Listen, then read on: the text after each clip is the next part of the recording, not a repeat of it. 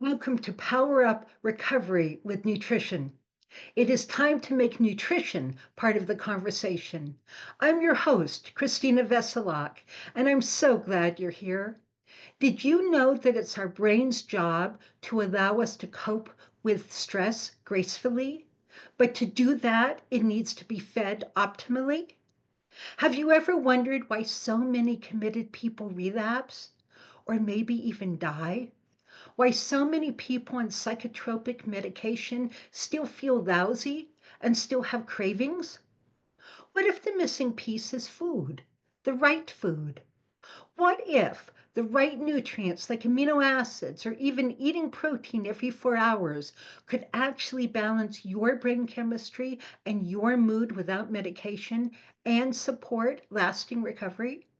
In this podcast, we explore the powerful connection between feeding your brain well, mental health, relapse, and recovery from addiction.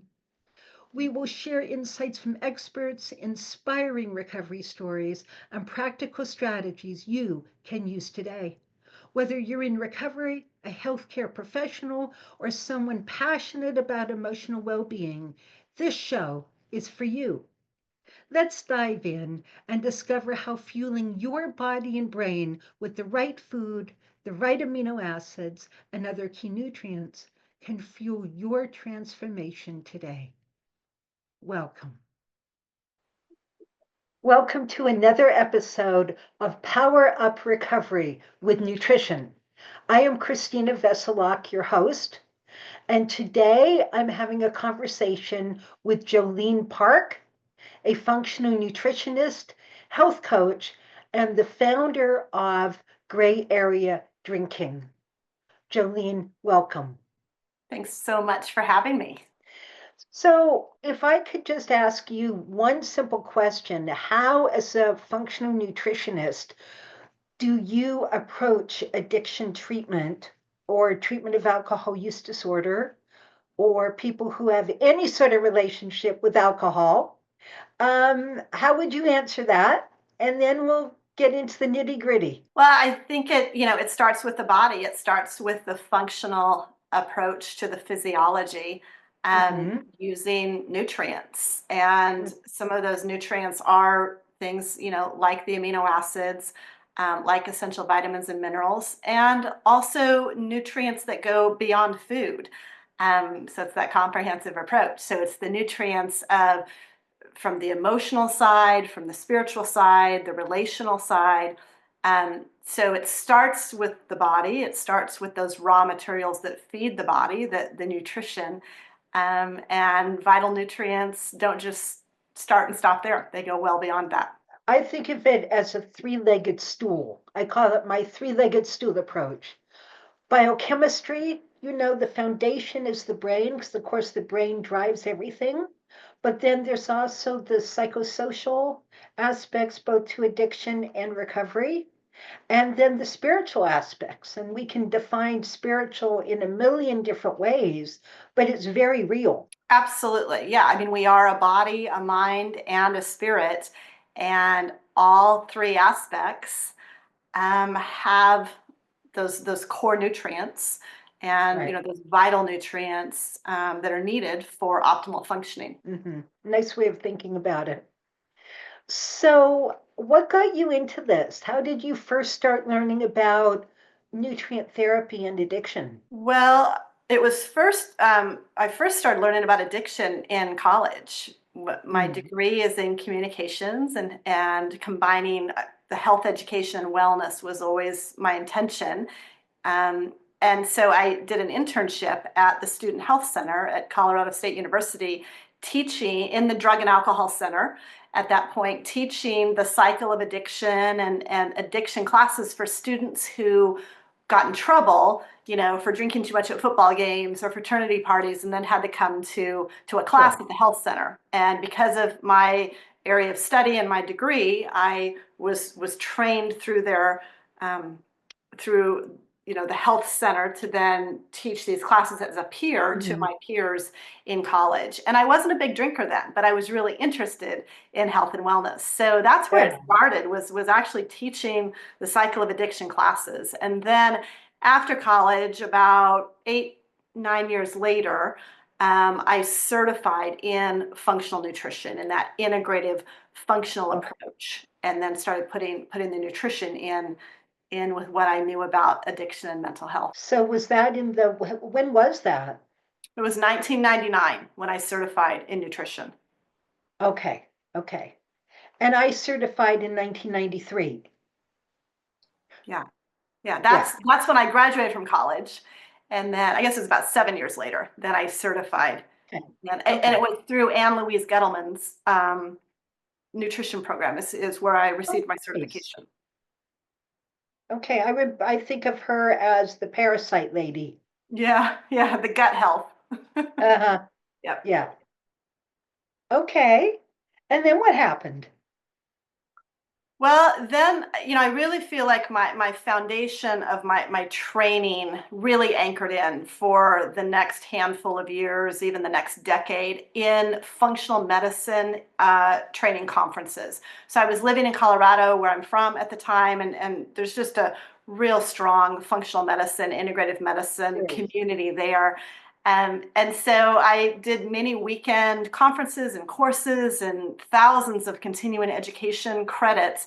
And that's where I feel that really anchored and solidified just my functional medicine, functional nutrition, Mm. training, learning, and education. And in 2004, I began a long-term contract in corporate wellness. So I've always been on my own, been an independent contractor, an entrepreneur with my consulting company, my health and wellness consulting company, and started working with a company on the East Coast. And they hired me to travel around the country and teach on-site nutrition and wellness classes for their employees. So their HR directors brought me in. They flew me around the country, and I would do these 3-hour workshops on nutrition. But also, like what I mentioned before, it's not just about what we eat and how we move our body. Right. It's this kind of 10 Whole point picture. approach, right?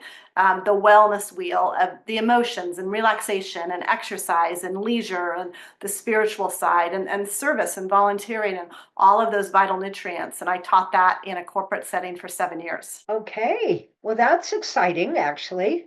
I loved it. Yeah. Yeah, it Yeah. was a You got to great travel all over. great time, and I love the training and the facilitating and educating on these topics. I love nutrition, I love wellness, and bringing kind of that comprehensive, but also that motivating, like pieces that the audience may not necessarily know from what they've read or what they're watching. Or just listening to on the radio at that time in 2004. And so that was always kind of the skill that I brought to my audiences of just, did you know this? And Right. kind of that motivating, inspiring piece for them then to go and take action with what they learned. Sure. So then how did you start integrating that with addiction or with people's relationship with alcohol? Like I said, the addiction piece always paralleled some of my continuing education and what I was studying and learning, with my professional life. So I had done the work when I was in college. I was aware of 7 Weeks to Sobriety. I had that book, and Jeanette Larson. was Yeah. exactly, and was just reading on my own. I was interested in in that addicted, kind of the addicted brain. Just it was a personal interest. And then in 2006 in Colorado, I did a training program with Dr. Roger Billica, and that's where I learned about the neurotransmitters. So all along the way, it was part of my ongoing continuing education, either self-study, my reading, or the continuing education credits. And then Okay. in 2014, I myself decided to stop drinking. Ah, And my drinking, I wasn't a big drinker early on in high school or college, but as an entrepreneur running my own business, the mhm. anxiety, the stress of keeping the contract and keeping the money coming Sure. in, and anxiety. I was prone to anxiety, always have been, and I discovered alcohol about the time I launched my business in my late 20s, early 30s, and I mean, I had had drinks before, but I could take it or leave it. It wasn't really my thing. But there was a moment in my late 20s, and it was during a breakup, a romantic breakup, where I had wine and I was like, I like how this feels. This shuts off my anxious brain. This numbs things out. Yeah. And I was off and running through my 30s into my early 40s, drinking wine, with friends. We were going out in Denver, happy hours and girls' night out. And I was drinking like everyone around me, which was, pretty heavy wine drinking, but nothing about my drinking looked out of the ordinary. I was drinking like all my friends were drinking. Right. But it was becoming, as the years went on, more and more frequent. More just of a pattern and easy to say, I'm going to have a glass of wine. Oh, screw it. I'll have another glass. And now I've finished off the bottle. And that was becoming Yeah. a real pattern and really easy for me to do as the years were going on a frequent basis each week. It's insidious, isn't it? How it can kind of creep up. And I think a lot of people have discovered that through COVID. That, Absolutely. right? Before COVID, take it or leave it. Yeah, it's nice, but not a problem. And then with all of the stress and the isolation and the fear of COVID, I think a lot of people, and especially women, Hmm. had that same shift that occurred with you of, oh, this is nice. Ooh, I need something nice. I want a little more of that. And then it just a little more leads into a whole lot more over time. Exactly. And that's a characteristic, a through line that I've found working with clients now over the last 10 years. And that was certainly part of my story is there was that tipping point around a big stress or a Mhm. loss. For me, it was that loss of relationship. Around COVID, it was that loss of, the work environment or Everything. Yeah. finances or something. And I hear that in the stories of clients before COVID, after COVID, the loss of a parent, the loss of a marriage, the loss of a child. But there's a definite uptick in stress, and usually there's a loss of something, and that's where that can be part of that characteristic gray area drinking where there's an uptick and when it's, people are off and running with it. And that was certainly my case. Sure, sure. And that includes the heart, doesn't it? As well as the brain. You mean the emotional? The emotional piece, the loss piece, you Absolutely. know, the hurt to love, the loss of love. The abandonment, that it's that core universal thing for when we really get down to it of feeling abandoned. Mhm. And yeah, it's a deep, deep loss, and alcohol is a soothing balm. And like I say, when I talk with clients, I hear those stories a lot. So I think online and social media, it's regurgitated and really easy to say like, oh, culturally everybody drinks and we're told it's what you do to have fun, and I think those things are kind of easy to say, but when we really hear the individual stories, Mm. there's some pain there.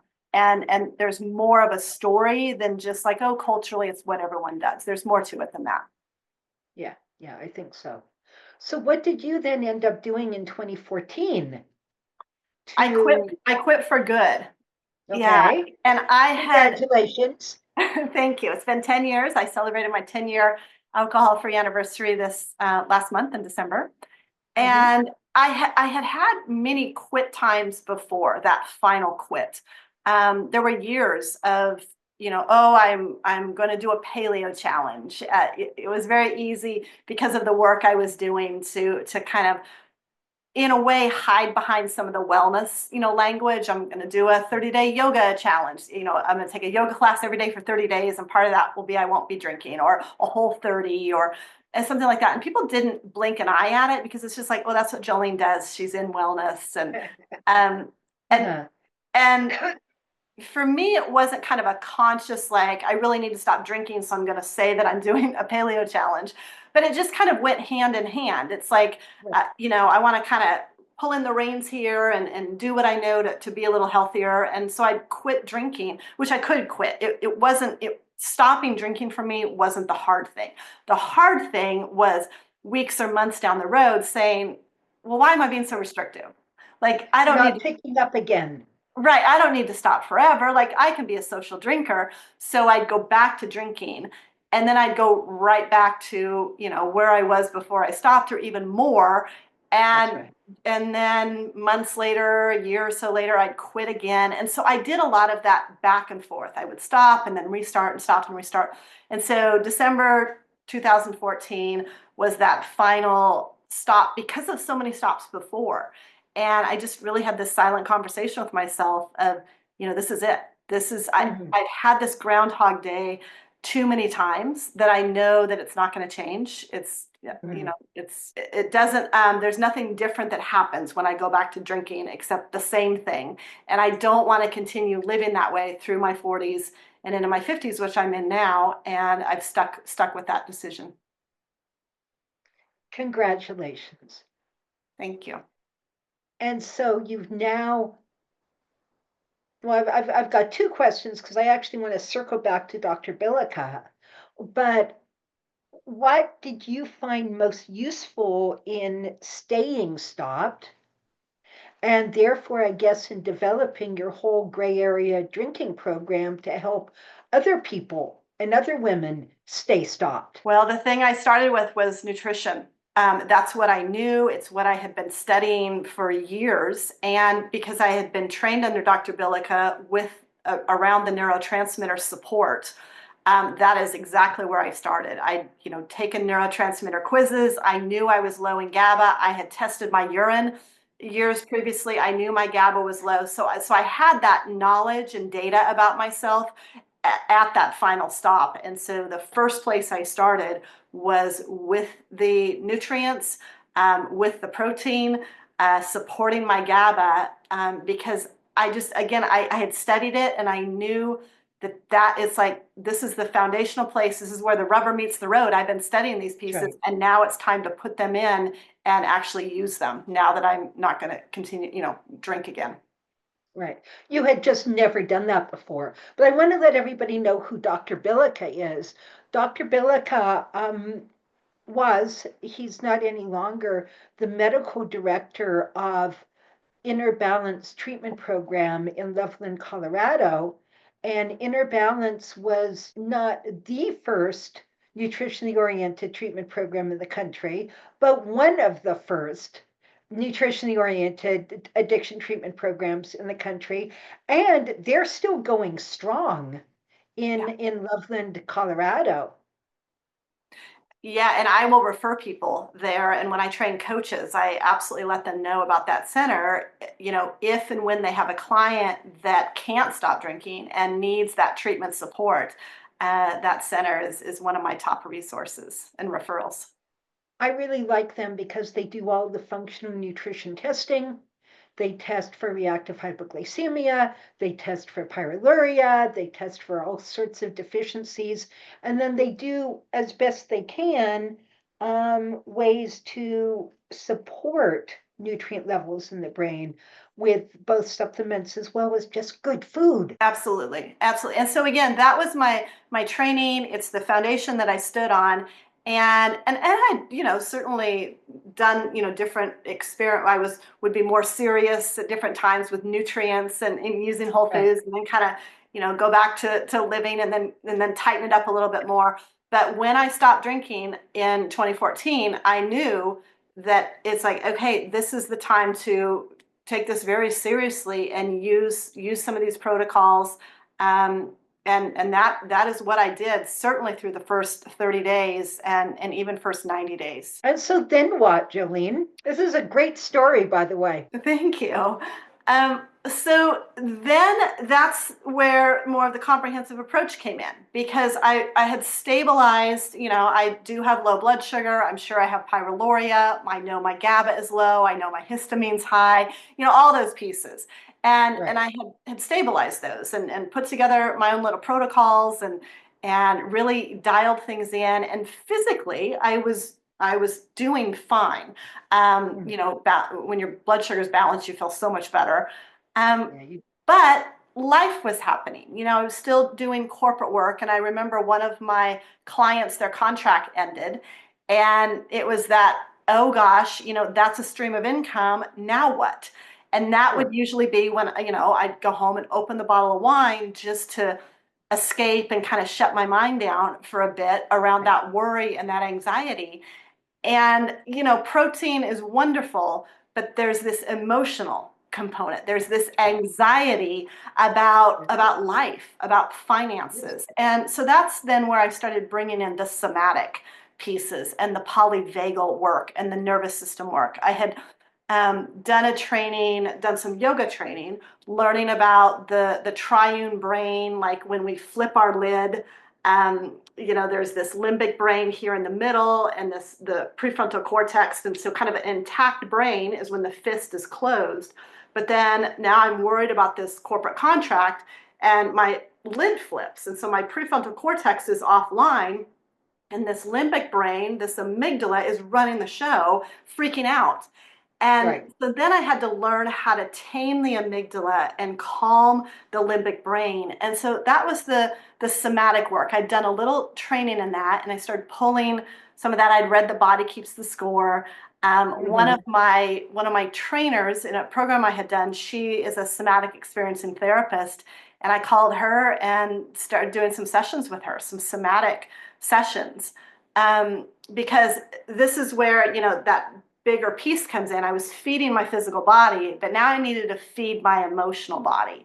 That's And right. that's then the nervous system work, which has become a really important piece too, along with the nutrition with my work.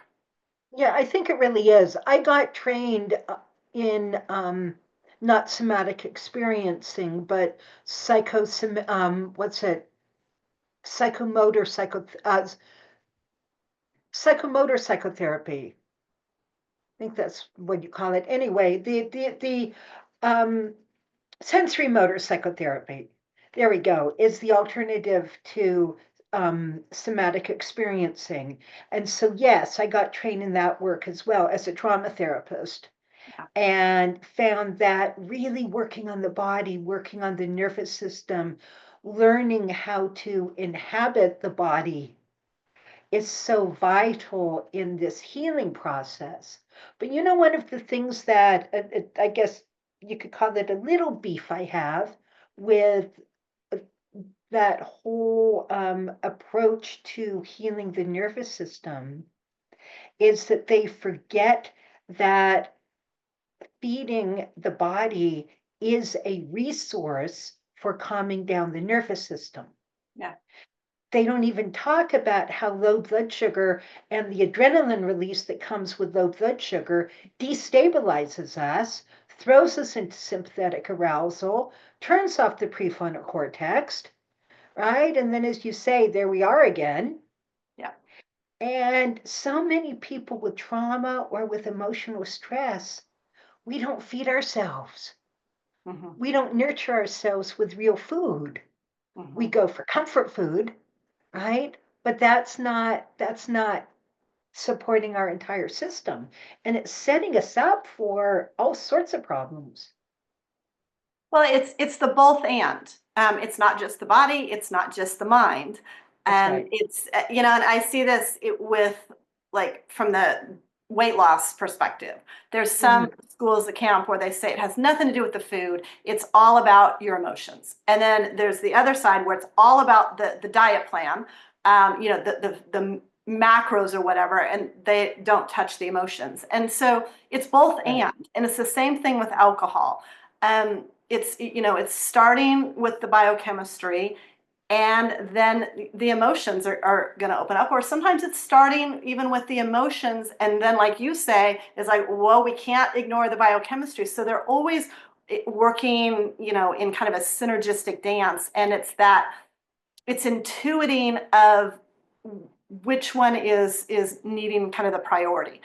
Sometimes Hmm. it is about the blood sugar, and sometimes it's about being stuck in a flee response.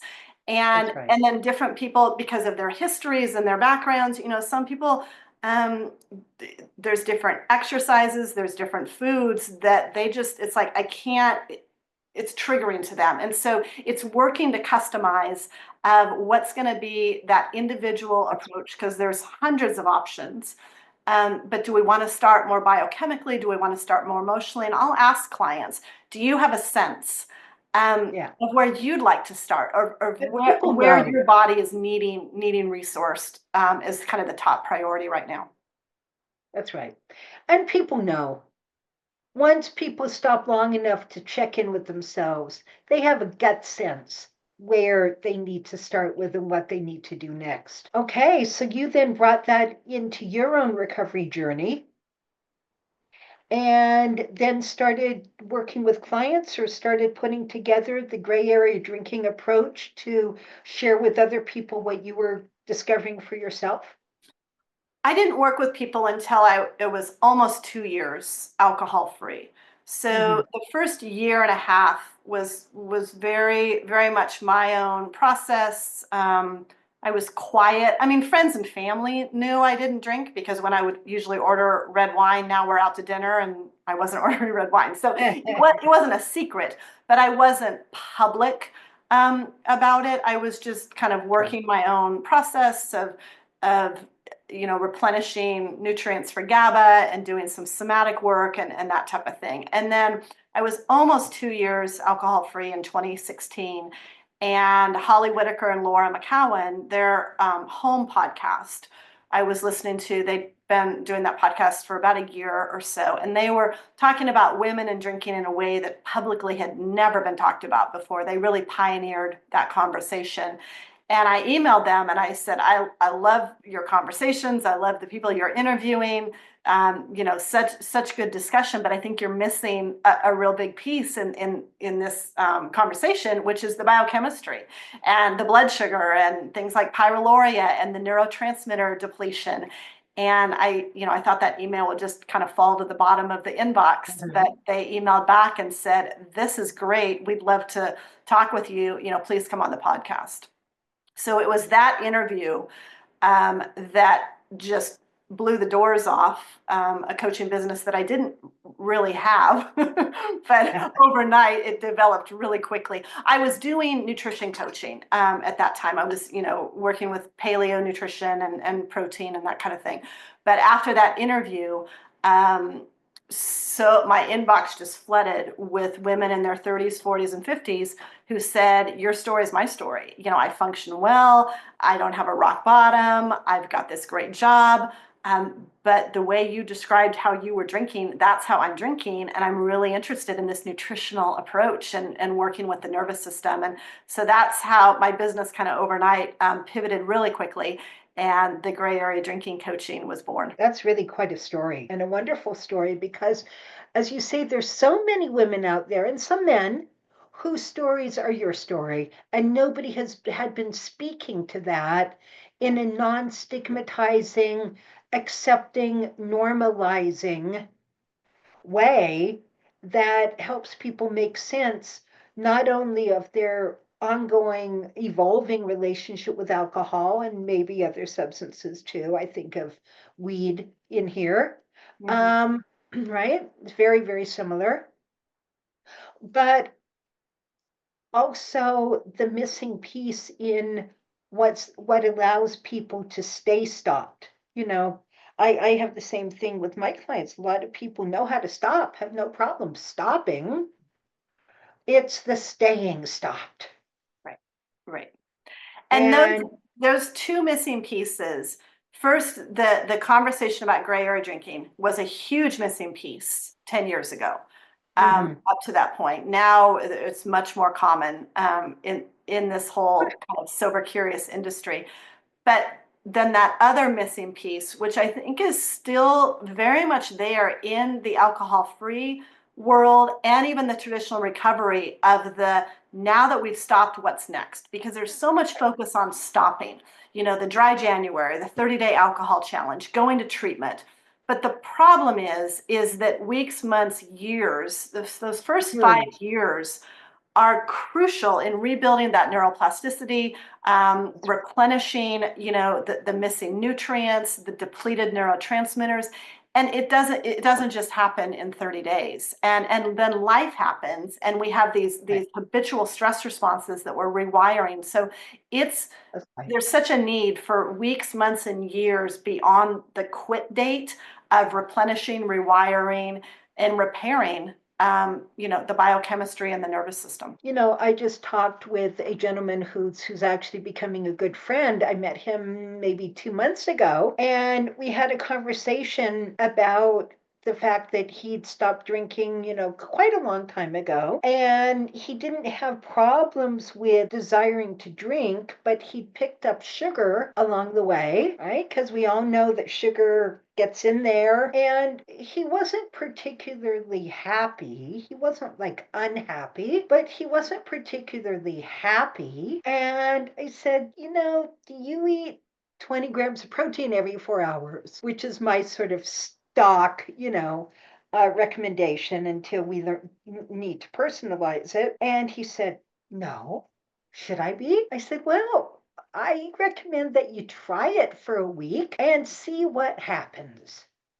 See what happens to your sugar, see what happens just to your total sense of well being. Mm-hmm. Well, the guy calls me back a week later and he says, OMG, everything's changed. I wish I'd known this 15 years ago when I stopped drinking. Yeah. Yeah. And I hear that so much, even when I train coaches who haven't drank for years and are even working with clients, and they'll say that they wish they would have learned these pieces themselves. Exactly. And it's such a missing piece of these going back to the basics of really learning the physiology, the basic needs for movement and for nutrients and for the community, and all of those things are vital nutrients. And we just haven't been taught, when we don't have good modeling around what good nutrients are to function well and to feel optimally. And like, no wonder we self-medicate to try to self-regulate.